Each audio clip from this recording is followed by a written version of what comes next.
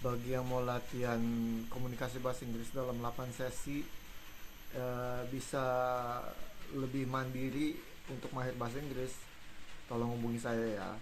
Jadi 8 sesi itu berupa latihan baca bersuara supaya melatih pelafalan, melatih intonasi, melatih pendengaran sama melatih pemahaman.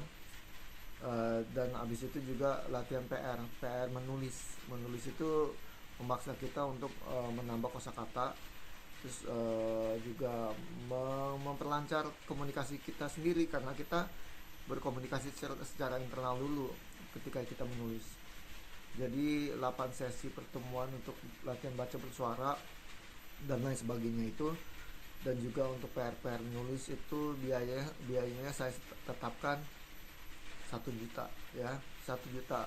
8 sesi itu boleh berturut-turut, Senin, Rabu, Kamis, Jumat, Sabtu, Minggu boleh sampai Senin lagi, atau boleh 2 kali seminggu. Tapi saran saya sih mendingan langsung Senin, Selasa, Rabu, Kamis, Jumat, Sabtu, Minggu, Senin lagi. Karena dengan kayak gitu itu kan ngebentuk kebiasaan. Jadi nanti misalkan biasa latihan jam 10 pagi, kedepannya setelah privat 8 sesi itu, kedepannya udah kebiasaan tuh jam 10 pagi gitu latihan sendiri. Nah kalau latihan sendiri minimal sejam ya sehari, dalam sebulan pasti ada perubahan nih, pasti ada peningkatan. Jadi ini terutama ya buat orang-orang yang nggak mau habisin waktu 6 sampai 9 tahun belajar bahasa Inggris tapi nggak mahir-mahir juga gitu loh. Karena grammar sama tensesnya nggak dipakai untuk komunikasi sesuai dengan fungsinya gitu loh. Bahasa Inggris kan untuk komunikasi. Jadi nggak akan paham-paham kalau nggak dipraktekin, nggak akan mahir-mahir kalau nggak dipraktekin. Nah ini prakteknya. Prakteknya 8 sesi 1 juta gitu, cepet tapi.